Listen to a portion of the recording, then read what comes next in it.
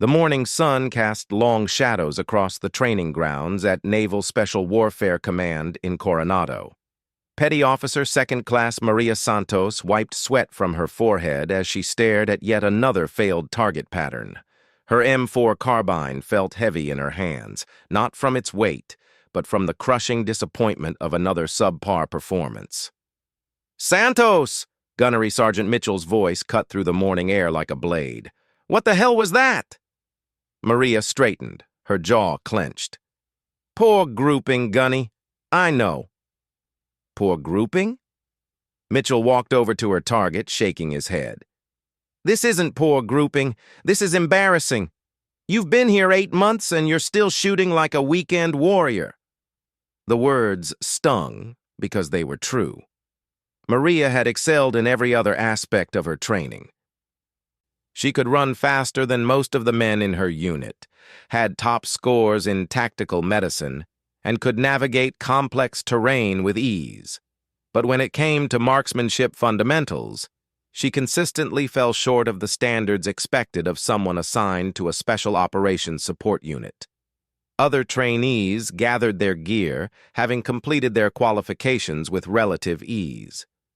Maria watched them go, feeling the familiar knot in her stomach. She had dreamed of this assignment since joining the Navy 4 years ago. Growing up in East Los Angeles, she had seen too many friends fall victim to violence and poverty. The military offered her a way out, and special operations offered her a chance to make a real difference. "One more string," she muttered to herself, loading fresh magazines. "No point," Mitchell said, consulting his clipboard. "You failed again. That's 3 consecutive failures on basic marksmanship standards. You know what this means." Maria's heart sank. 3 failures meant recommendation for reassignment. After 8 months of grueling training, countless hours of study, and sacrificing relationships back home, it would all be for nothing. She would be sent back to the regular fleet, her dreams of serving alongside elite units shattered. "I can do better, Gunny. Give me another chance." "Santos, I've given you plenty of chances. Hell, I've given you more chances than I'd give anyone else because I see the fire in you. But fire doesn't hit targets. Fundamentals do. And you can't seem to master them." The drive back to base was quiet. Maria sat in the passenger seat of the van, staring out at the Pacific Ocean. Her fellow trainees tried to make conversation, but she wasn't in the mood. Tommy Rodriguez, a kid from Texas, who had breezed through every shooting exercise, kept glancing at her with sympathy. "Hey, Santos," he finally said. "Maybe it's just test anxiety or something. You're solid everywhere else." "Thanks, Rodriguez, but we both know that's not it." Maria's voice was flat. "I just can't get the fundamentals down. My breathing, my trigger control, my sight alignment, something's always off." Back at the barracks, Maria sat on her bunk and stared at her marksmanship manual. She had read it dozens of times, practiced dry firing until her finger was sore, and even sought extra help from instructors. Nothing seemed to click. The words on the page described concepts that made sense intellectually, but translating them into consistent performance eluded her. Her phone buzzed with a text from her mother. "How's training going, mija?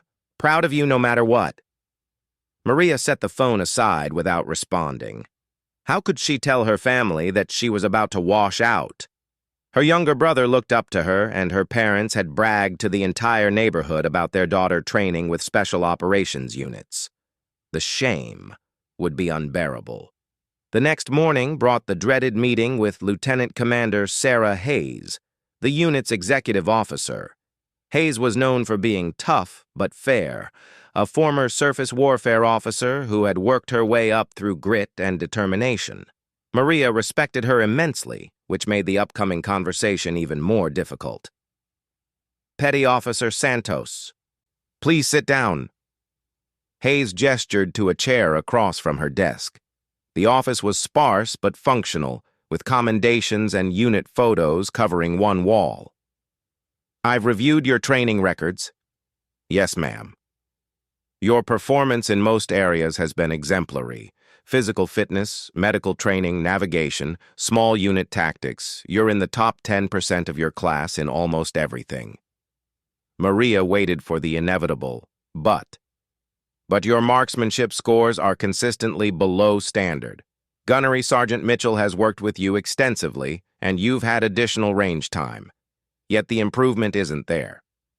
I know, ma'am. I've been trying everything I can think of. I believe you have. Hayes leaned back in her chair. The question now is what to do about it.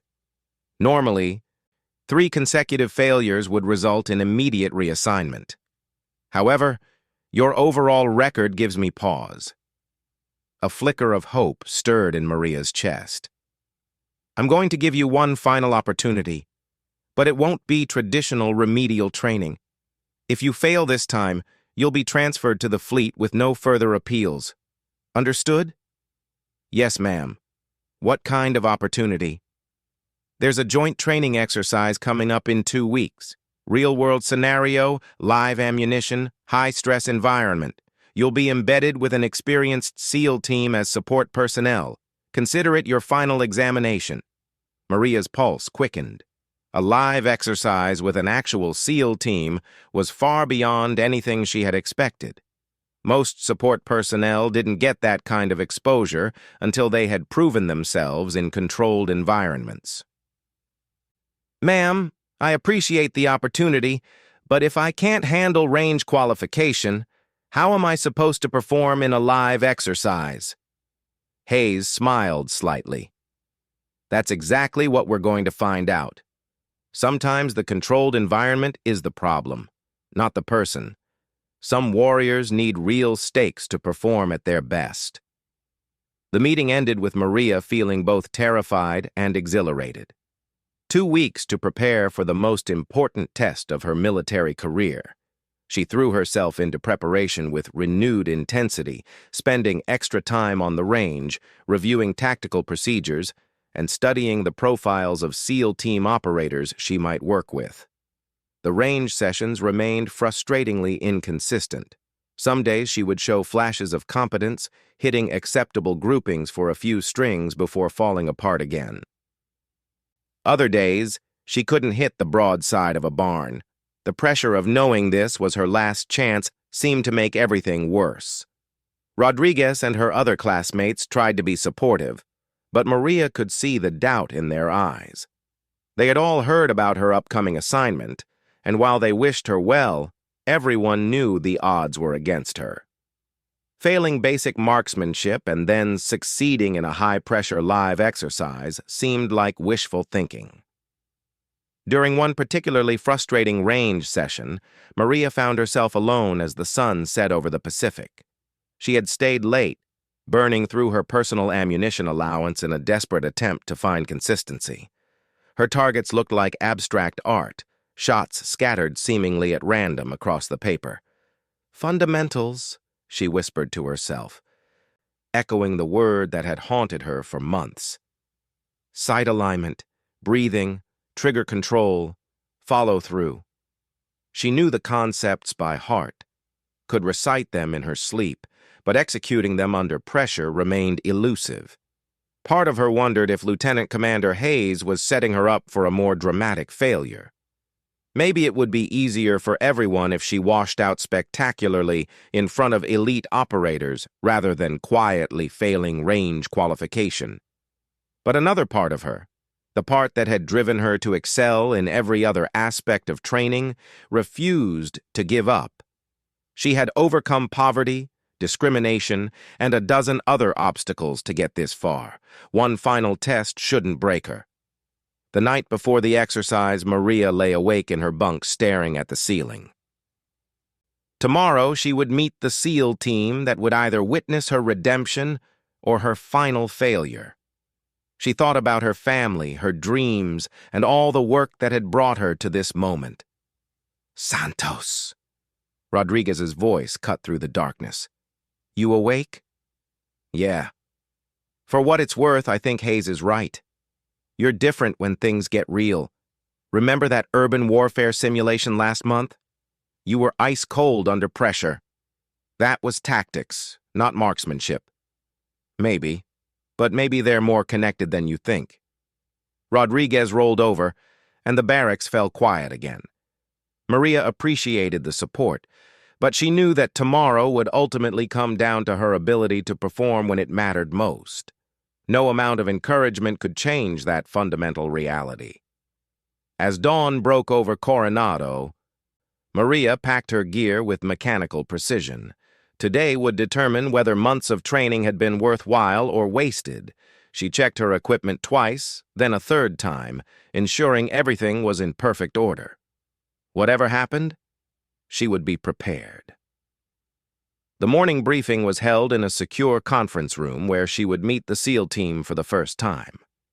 As Maria walked toward the building, she caught sight of several operators already gathered outside.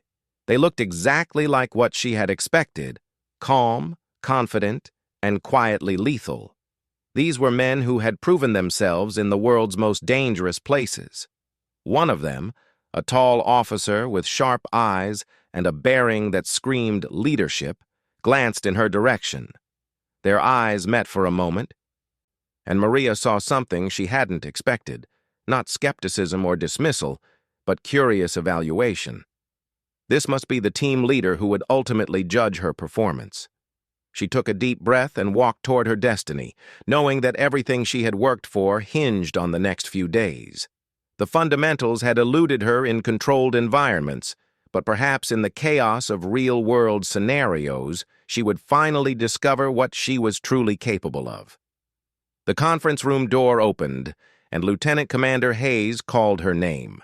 It was time to meet the team that would either validate her potential or confirm her limitations. As Maria stepped inside, she realized that everything in her military career had led to this moment. One final chance to prove that sometimes the most important fundamentals couldn't be learned on a firing range. The conference room fell silent as Maria entered. 6 SEAL operators sat around a rectangular table, their weathered faces studying her with professional interest. Charts, maps, and satellite photos covered the walls, depicting what appeared to be a coastal compound in an unnamed location. "Gentlemen, this is Petty Officer 2nd Class Maria Santos," Lieutenant Commander Hayes announced. "She'll be providing medical and communication support for the exercise." The man Maria had noticed outside stood and extended his hand. "Lieutenant Jake Morrison, team leader." His grip was firm but not excessive, and his eyes held the same evaluating look she had seen earlier. "Welcome to the team." Morrison was younger than she had expected, probably early 30s, with the kind of quiet confidence that came from proven competence under fire. His uniform bore no special insignia, but the way the other operators deferred to him spoke volumes about his leadership. "Thank you, sir," Maria replied, working to keep her voice steady. "No sir necessary during ops. Jake will do fine." He gestured to an empty chair. "Have a seat. We're about to brief the scenario." As Maria sat down, Morrison activated a wall-mounted display showing satellite imagery of a coastal facility.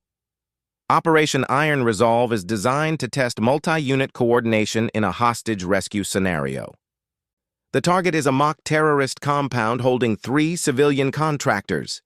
He clicked through several images showing building layouts, guard positions, and terrain features. The compound is defended by a professional opposing force using live ammunition and realistic tactics. This isn't a game. People can get hurt if we make mistakes. One of the other operators, a stocky man with a Louisiana accent, leaned forward. "Santos, what's your medical certification level?" "Tactical Combat Casualty Care Certified, plus additional training in trauma surgery assistance," Maria replied. "I've completed the Special Operations Medical course." "Good. I'm Chief Petty Officer Mike Bourgeois, Team Medic. You'll be my backup if things go sideways." Morrison continued the briefing, detailing insertion methods, communication protocols, and extraction procedures. The complexity was staggering. Multiple moving parts that had to coordinate perfectly under pressure. Maria found herself taking notes rapidly, trying to absorb every detail. Questions so far? Morrison asked. Maria raised her hand tentatively. Sir, Jake, what's my specific role during the assault phase? You'll be positioned with our Overwatch sniper, providing medical support and serving as backup communications if our primary gets compromised. He pointed to a rocky outcrop on the map. Elevated position about 400 meters from the main compound. 400 meters. Maria's stomach tightened as she realized the implications. At that range, if someone needed immediate medical attention, she might have to make shots to cover their evacuation. All her range failures suddenly felt more significant. After the briefing, the team gathered their gear from the armory. Maria watched the operators methodically inspect their weapons, each movement practiced and efficient. Morrison approached her with an M4 carbine identical to the one she had struggled with on the range. "This will be your primary weapon," he said, handing her the rifle. "Same platform you've been training with." Maria accepted the weapon, running through the familiar motions of safety check and function test. The rifle felt no different from the ones she had failed with, but somehow the weight seemed more manageable. "I heard you've been having some troubles with marksmanship qualification," Morrison said quietly, ensuring the conversation remained between them. Maria's cheeks burned with embarrassment. "Yes, sir. I know that might be a problem for the mission." "Maybe, or maybe not." Morrison's expression was unreadable. "Tell me about your shooting. What happens when you're on the range?" "I know the fundamentals, but I can't seem to execute them consistently. My groupings are all over the place, my timing is off, and the pressure makes it worse." Morrison nodded thoughtfully. "How do you perform under stress in other areas?" "Fine, I think. Good, actually. The urban warfare simulations, medical scenarios under pressure. I seem to do better when things are chaotic." "Interesting." Morrison checked his watch. "We've got 2 hours before insertion. Want to do some shooting?" Maria's heart sank. Another opportunity to demonstrate her inadequacy in front of the team leader. "I don't think that's a good idea.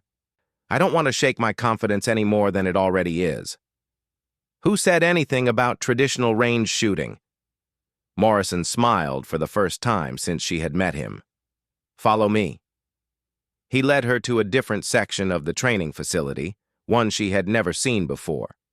Instead of the standard shooting lanes with static targets, this area resembled an urban environment with buildings, vehicles, and obstacles scattered throughout. "This is where we do stress shooting," Morrison explained. "No perfect shooting positions, no controlled breathing time, no static targets, just real-world scenarios." He set up a simple drill. Maria would have to move between cover positions while engaging multiple targets that appeared randomly. The targets were reactive, falling when hit properly and requiring accurate shots to neutralize. "The goal isn't perfect marksmanship," Morrison said. "It's effective engagement under realistic conditions. Think you can handle that?" Maria nodded, though uncertainty gnawed at her. This was even more complex than traditional range shooting, adding movement, timing, and tactical decision-making to an already problematic skill set. "One more thing," Morrison added. "Stop thinking about fundamentals for a minute. Just point and shoot. Trust your instincts." The first run was a disaster. Maria moved awkwardly between positions, hesitated on target acquisition, and missed more shots than she hit. But something felt different. Instead of the paralyzing pressure of range qualification, she felt engaged and focused. "Again," Morrison called out. "Faster this time. Stop analyzing and start reacting." The second run was better. Maria began to flow between positions more naturally, her muscle memory from months of tactical training taking over. Her shooting improved marginally, but more importantly, she felt less anxious about each individual shot. By the fourth run, something clicked. Moving between cover points while engaging multiple threats felt natural, almost instinctive. Her hit percentage wasn't perfect, but it was combat effective and more consistent than she had achieved on the static range. "How do you feel?" Morrison asked as they collected the targets. Different, Maria admitted. Better. It's strange. Adding all the other elements seemed to make the shooting easier, not harder. That's because you're a tactical shooter, not a precision marksman, Morrison explained. Some people excel at controlled, deliberate shooting. Others perform better when marksmanship is integrated with movement and decision-making. They walked back toward the main building as the team prepared for insertion. Maria felt a cautious optimism that she hadn't experienced in months. Maybe Morrison was right. Maybe her failures on the range weren't indicative of her potential in real-world scenarios. Santos, Morrison stopped walking and faced her directly. I'm going to tell you something that might surprise you. I requested you specifically for this exercise. You did? Why? Because I read your complete training record, not just the marksmanship scores. Your tactical medicine scores, your performance under pressure, your problem-solving abilities, they're all outstanding. I think the range environment has been working against you, not revealing your actual capabilities. Maria stared at him in surprise. But what if I'm wrong? What if I fail during the operation? Then you fail. Morrison's tone was matter-of-fact, but not unkind. But you'll fail attempting something real, not shooting at paper targets in perfect conditions. That's a failure I can respect. The team gathered for final equipment checks as the sun reached its zenith. Maria found herself paired with Petty Officer First Class David Kim, the team's designated marksman who would serve as Overwatch sniper during the operation. Kim was quiet and intense, with the kind of calm precision that made him deadly at long range. Ever worked with a sniper before? Kim asked as they loaded their gear into the insertion vehicle. Not in a live exercise, just classroom scenarios. My job is to provide precision fire support and intelligence gathering. Your job is to keep me alive and functional if something goes wrong. Think you can handle that? Maria looked at Kim's rifle, a precision instrument capable of accurate fire well beyond anything she had attempted. The irony wasn't lost on her that she would be supporting the team's best marksman while struggling with basic marksmanship herself. I'll do my best. That's all any of us can do. The ride to the insertion point was tense but quiet. Maria reviewed medical procedures in her mind while checking and rechecking her equipment. The other operators seemed relaxed, even joking among themselves, but she could sense the underlying tension that came before any live exercise. Morrison's voice cut through her thoughts. Santos, I want you to remember something during the op. Don't try to be perfect. Just be effective. Sometimes that's more important than textbook technique. The vehicle slowed as they approached their destination. Through the windows, Maria could see the rocky terrain that led to the compound. In less than an hour, she would discover whether Morrison's faith in her was justified or misplaced. As they unloaded their gear and prepared for the approach, Maria felt a strange calm settling over her. For the first time in months, she wasn't thinking about sight alignment, breathing control, or trigger press. She was thinking about the mission, her teammates, and the job that needed to be done. Kim checked his rifle one final time and looked at her seriously. Ready to find out what you're really made of? Maria shouldered her pack and ensured her M4 was properly secured. Whatever happened in the next few hours would determine not just her military future, but her understanding of her own capabilities. Let's go find out, she replied, surprised by the steadiness in her own voice. The team began their approach toward the compound as the afternoon sun cast long shadows across the training ground. For Maria, it felt like approaching either vindication or final judgment. But for the first time since arriving at Special Operations training, she was eager to discover which one it would be. The approach to the compound took 45 minutes of careful movement through rocky terrain. Maria found herself naturally falling into the rhythm of tactical movement, low profile, measured steps, constant awareness of cover and concealment. This was the kind of training where she had always excelled. Kim moved like a ghost beside her, his sniper rifle slung across his back as they navigated the uneven ground. The compound grew larger ahead of them, a collection of concrete buildings surrounded by chain-link fencing and guard towers. Even from a distance, Maria could see figures moving in the towers. The opposing force was alert and professional. "Overwatch position, 200 meters," Kim whispered into his radio. They had reached the rocky outcrop that would serve as their observation and fire support position for the assault. The view from their elevated position was commanding. Maria could see the entire compound laid out below them like a tactical diagram come to life. The main building where the hostages were held, the guard positions, the approaches the assault team would use, everything Morrison had briefed was now real and immediate. Kim began setting up his rifle with practiced efficiency, adjusting his bipod and scope while maintaining a low profile behind the rocks. Maria established a communication station and medical aid post, organizing her supplies for rapid access if needed. "Overwatch in position," Kim reported. "I have eyes on 6 guards, 2 in towers, 4 roving patrol." Morrison's voice crackled through the radio. "Copy Overwatch. Assault teams moving to start positions."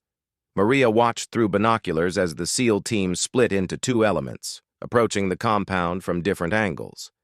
Their movement was fluid and coordinated, each operator covering the others as they advanced.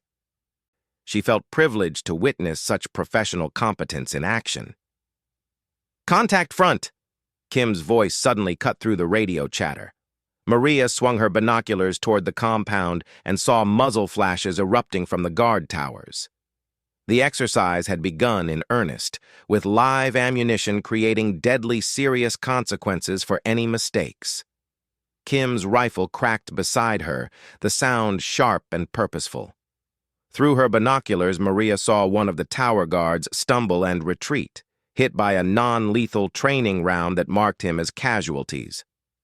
"Tower 1 guard neutralized," Kim reported calmly.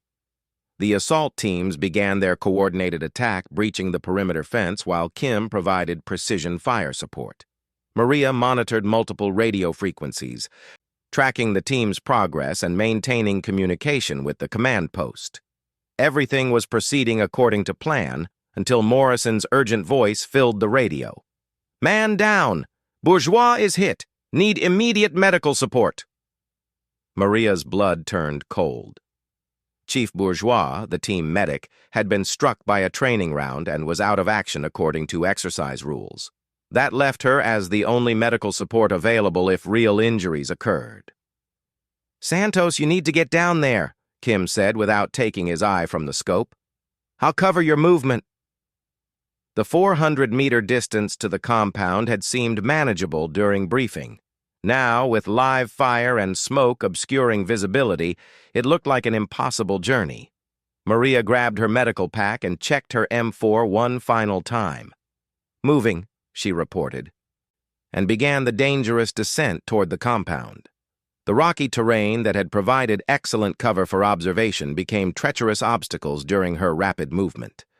Maria had to balance speed with safety, knowing that every second counted if someone needed real medical attention. Halfway to the compound, she encountered her first challenge. A member of the opposing force had worked around behind the assault teams and was moving to flank them. The enemy soldier, armed with realistic training weapons, hadn't noticed Maria's approach from above. For a moment, all her range anxiety returned. This was a real tactical situation where her marksmanship would matter. Miss this shot, and the flanking maneuver could compromise the entire assault team.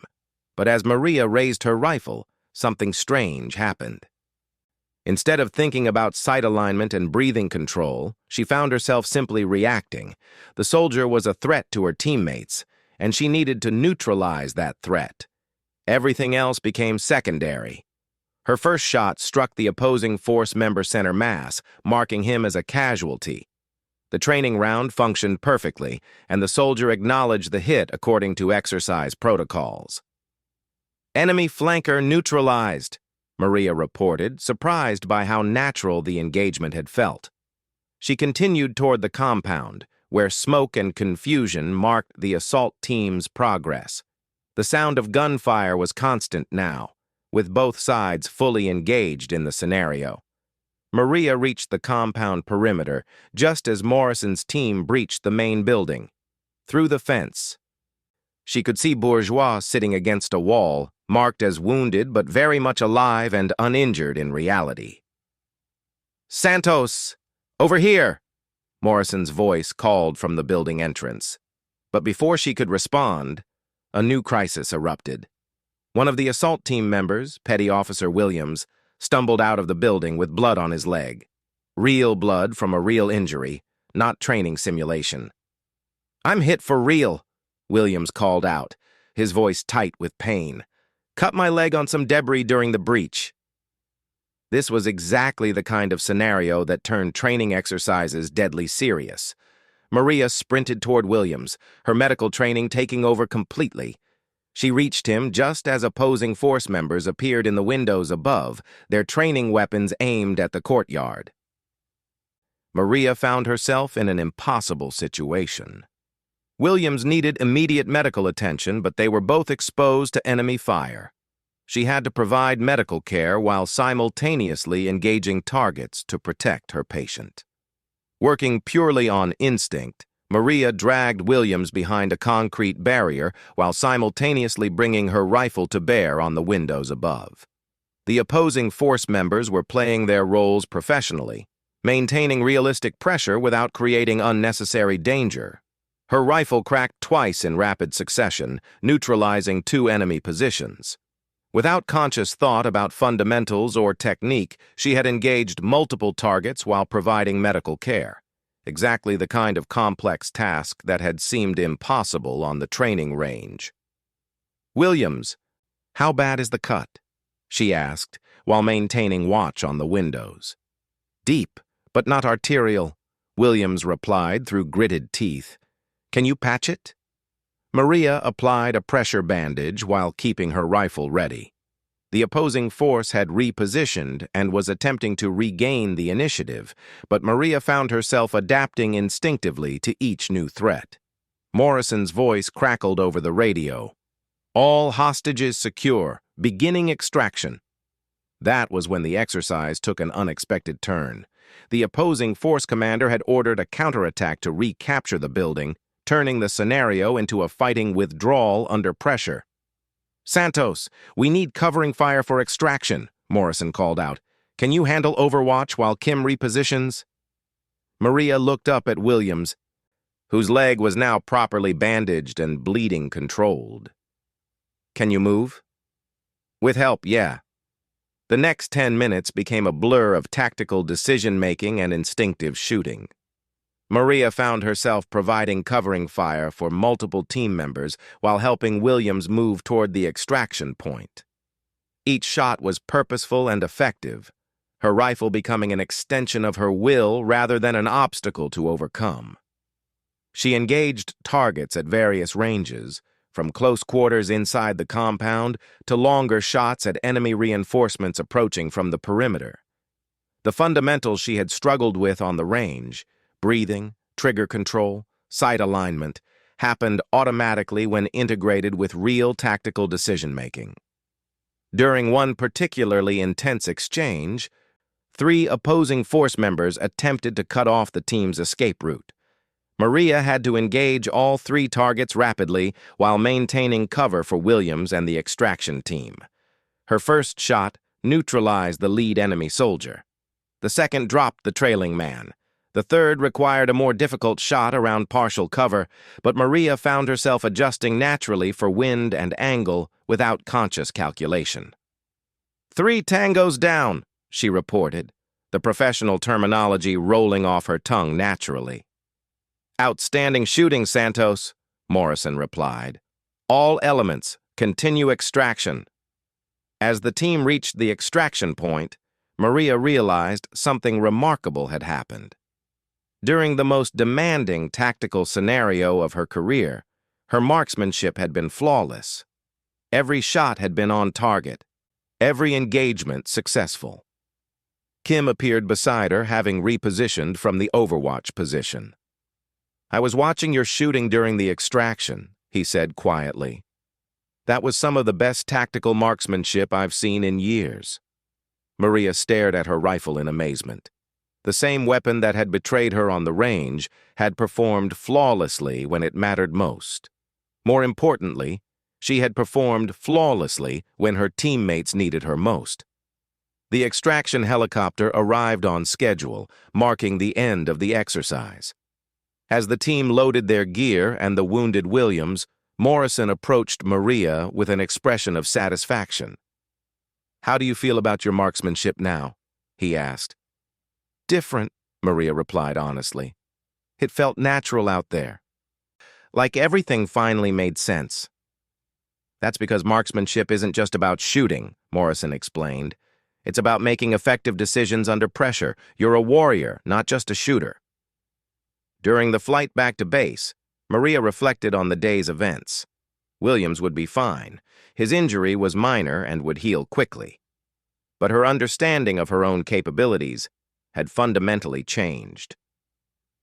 The formal debrief took place the following morning. Lieutenant Commander Hayes presided over the session, with the entire team present to discuss lessons learned and performance evaluations. "Petty Officer Santos," Hayes began, "your performance during the exercise was noteworthy. Lieutenant Morrison, would you care to share your assessment?" Morrison stood and faced the group.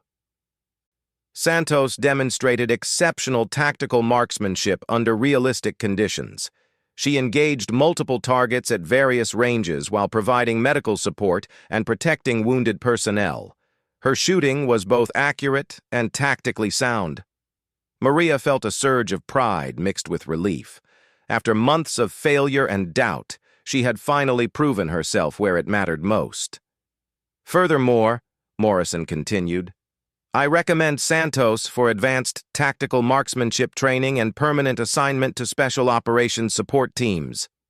The words hit Maria like a thunderbolt. Not only had she passed her final test, but she was being recommended for the advanced training that would qualify her for the elite assignments she had dreamed of. Hayes nodded approvingly. "Based on yesterday's performance and Lieutenant Morrison's recommendation, I'm approving Santos for continued special operations training. The range qualification issue appears to have been resolved through practical application." After the debrief, Maria found herself alone with Morrison outside the conference room. The relief and gratitude she felt were almost overwhelming. "Thank you," she said simply. "You saw something in me that I couldn't see in myself?" "I saw a warrior who was being held back by artificial limitations," Morrison replied. "The range environment was never designed to test people like you. You needed real stakes and real teammates depending on you to bring out your best."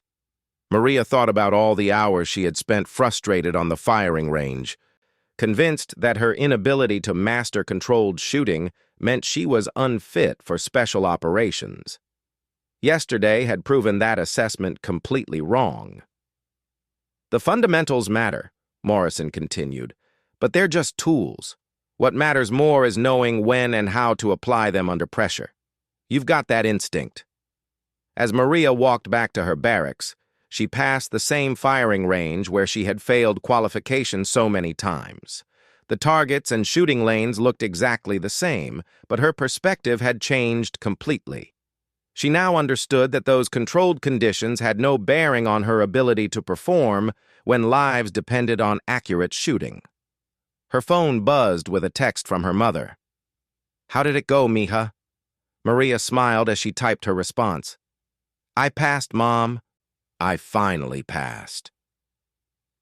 3 weeks later, Maria received her orders for advanced tactical training. The program would be demanding, but she faced it with confidence rather than anxiety. She had learned that true marksmanship wasn't about perfect technique in perfect conditions. It was about effective performance when everything was on the line. The morning she left Coronado for her new assignment, Maria took one last look at the training facilities that had challenged her so thoroughly. Rodriguez and her other classmates gathered to see her off, their respect evident in their congratulations. "Any advice for the rest of us?" Rodriguez asked. "Don't let anyone tell you what you can't do based on artificial tests," Maria replied. "Sometimes you have to fail the fundamentals to discover what you're really capable of." As her transport pulled away from the base, Maria reflected on the journey that had brought her to this moment. She had never passed the range fundamentals in the traditional sense. But when a SEAL officer had delivered a direct combat task, she had discovered capabilities she never knew she possessed. The fundamentals, she now understood, were not rigid rules to be memorized and repeated. They were principles to be internalized and applied instinctively when lives depended on accurate shooting. And in that crucible of real consequence, Maria Santos had finally found her mark.